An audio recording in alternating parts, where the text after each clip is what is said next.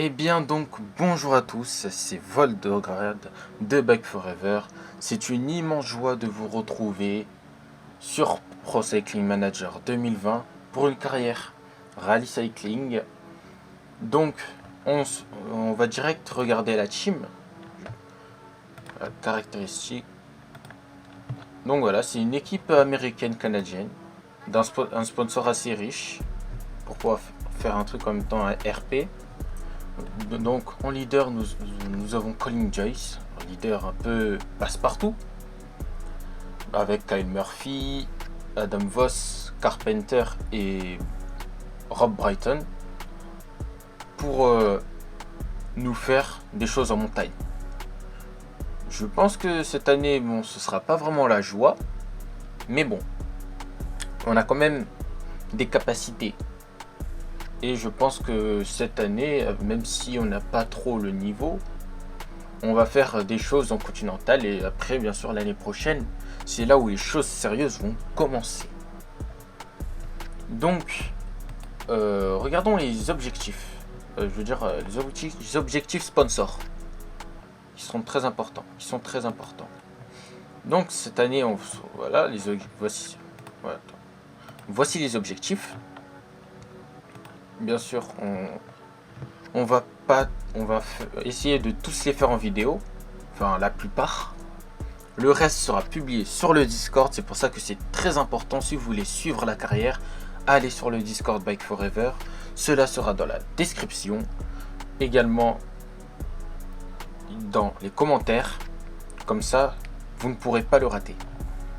Donc voilà, il y a le Tour of Antalya qui sera un objectif. On va le faire, ce sera directement dans la deuxième vidéo.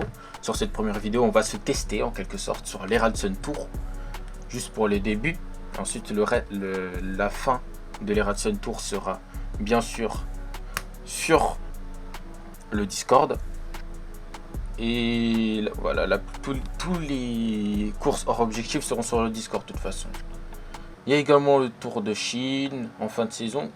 La classique Loire-Atlantique qui sera faisable, on va trier par date. Voilà, la Royal Drome, voilà, en deuxième vidéo, c'est plutôt bon. Après voilà, il y a la Bredene qui sera avec la Drent et une autre classique. Il me semble qu'il y a 3 classiques 2.HC qui se succèdent. Ensuite du coup, Cholet Pays de la Loire, tranquille. Le Joe Martin Stage Race. Et le Tour de Gila, je pense que c'est à voir, mais c'est pas sûr que ça passe en vidéo vu le peu d'importance qu'il y a. Donc le Baloise aussi, ça va passer en vidéo, sûrement avec Colin Joyce. Canada, USA, c'est normal, ça va passer aussi. Le Tour du Portugal, ça dépend, parce que le Tour du Portugal, c'est quand même très long. On va pas se cacher. 11 étapes, c'est pas rien du tout. Le Tour de l'Utah, très important aussi, obligé que ce soit en vidéo. Le Tour de Chine qui part de Wuhan, référence Covid-19, sera aussi en vidéo normalement. Et bien sûr le Tour de Grande-Bretagne. Et pour finir, le Crow Race. Bien sûr, en même temps qui suivra, il y aura le Mercato, qui sera très important pour l'équipe, puisque on a vraiment besoin de se renforcer, quoi. On est faible et tout. On est tout fragile, tout faible. Donc du coup, on se retrouve pour l'Heraldsen Tour, hein, la première étape. Je vais faire passer les jours. À tout de suite. On se retrouve donc le 4 février, le jour où l'Heraldsen Tour va débuter.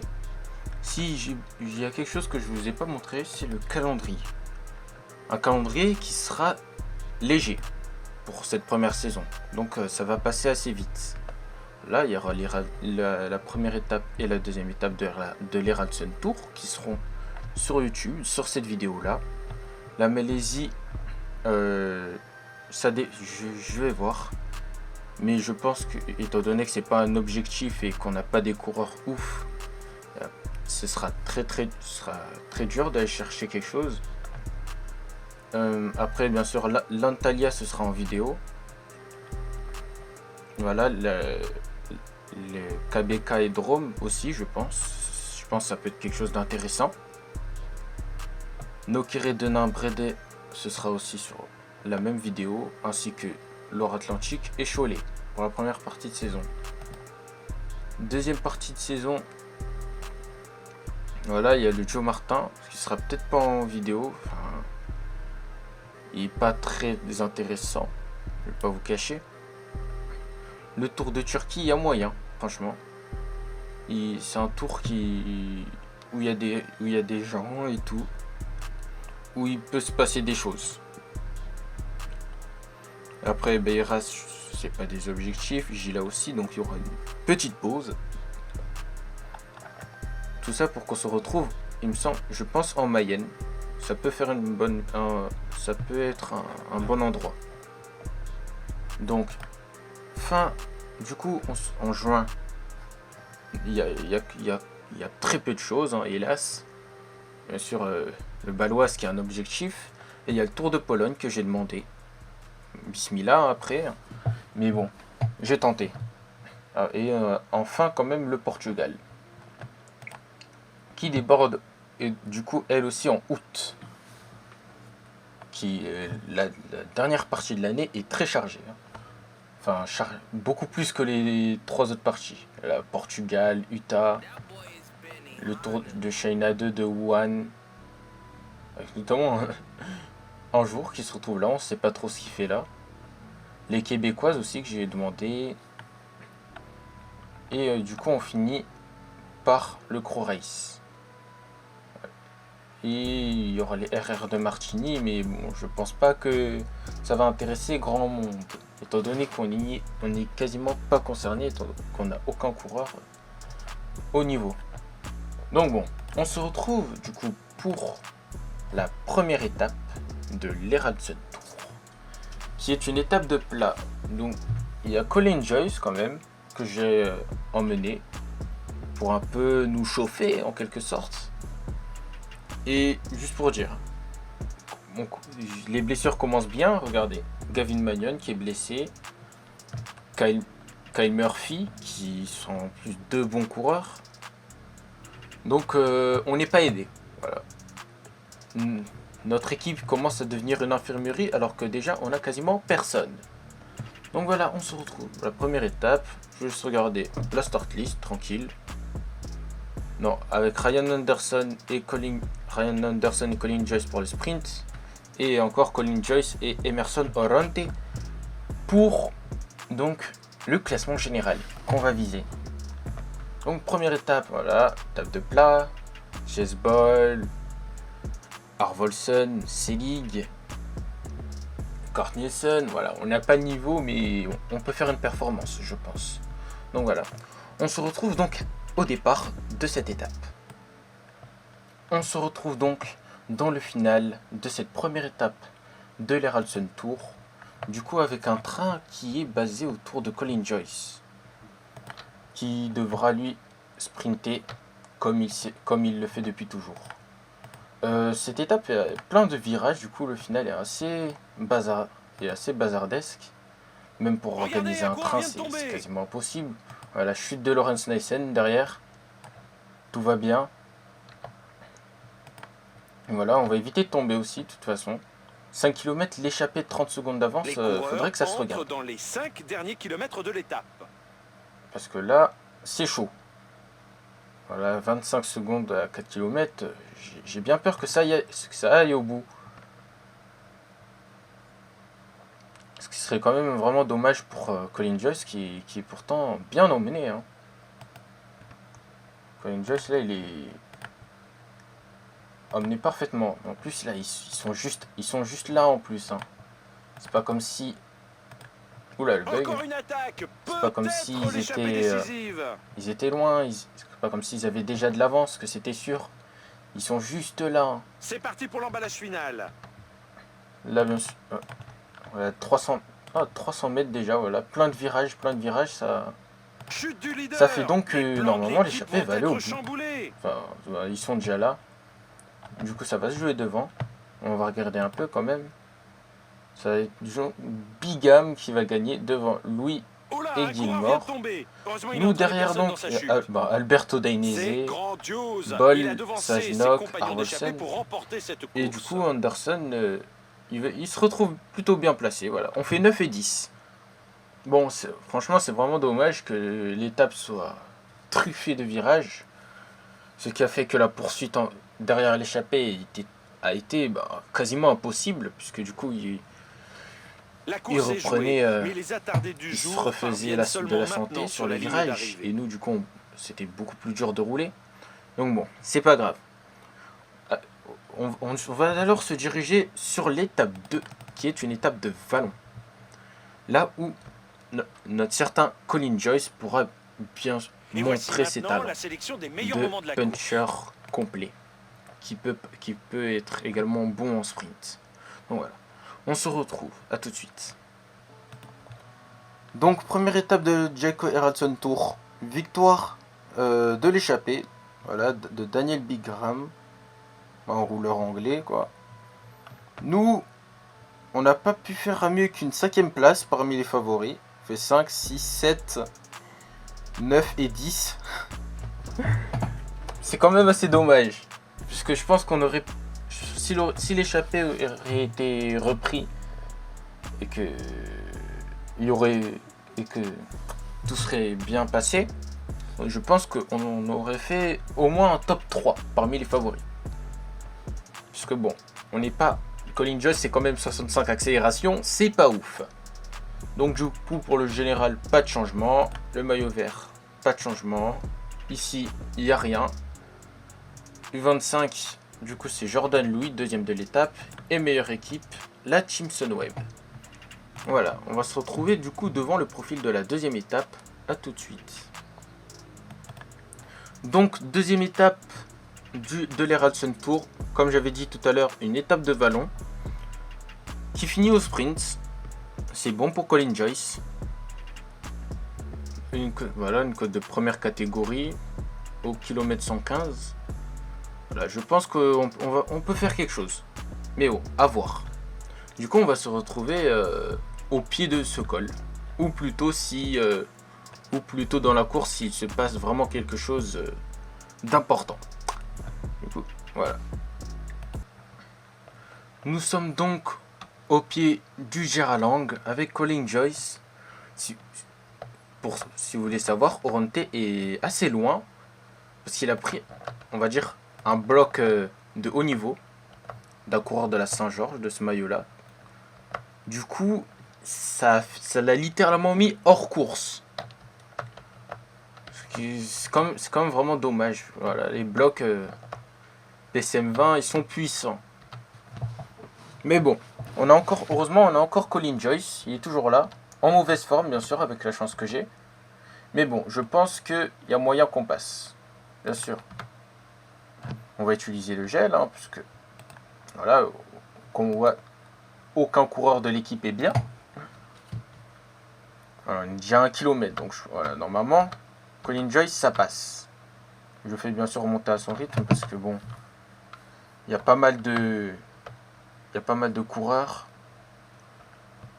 qui peuvent bloquer. Donc bien sûr, il faut que je fasse attention. Il faut vraiment rester vigilant sur ce PCM, puisque les blocs, voilà. J'ai failli être pris en sandwich, par exemple. Voilà. Joyce, il remonte bien. Voilà. Malgré le rythme puissant de l'AEF. Voilà, on voit bien derrière, ça casse. Colin Joyce passe en tête avec les favoris. Et sans le maillot jaune, Bigham, il me semble. Du coup, voilà, on passe en tête. Tout va bien pour le moment. Du coup, bien sûr, à la descente, je vois bien un Cornelissen gagner, mais Colin Joyce, il va donner aussi le maximum de lui-même pour nous faire quelque chose de très beau pour la fin de cette vidéo. Voilà, on va accélérer un petit peu. Là, du coup, la descente vers Churchill. Encore une attaque, peut-être l'échappée décisive. décisive. Attaque de Kekler et Franck, mais bon, tous les deux mal placés. Ah, quoique, en fait, il y a un EF qui est parti. Simon Clark. C'est dangereux, là. C'est dangereux, on peut pas trop rester comme ça. En plus, derrière, c'est la EF qui roule. Très bonne stratégie. Oh, mais même ils attaquent, voilà. Bon, là, c'est dangereux. 3 km 4. Bon, je reste à 85 quand même. On va profiter des efforts des autres. Oh là là. Mais en tout cas, ouais, non, je pense, ouais, la victoire, elle est devant. Mais bon. Ah, quoique, ça regarde un peu. Du coup, Colin Joyce qui lance son sprint.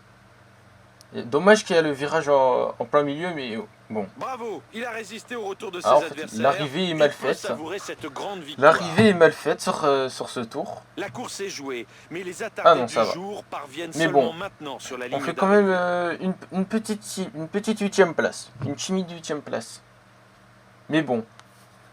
Du coup, non. Il n'y a que Colin Joyce qui est dans les temps. Là, voilà. Ronte, le pauvre, quoi. Il aurait tellement pu être avec Colin Joyce et tout. Mais déjà, avec la mauvaise forme et le bloc qui s'est pris, qu'il a mis à 2 minutes de retard, c'était beaucoup trop pour lui. Donc voilà. Pour cette vidéo, donc, on se fait 2 petits top 10.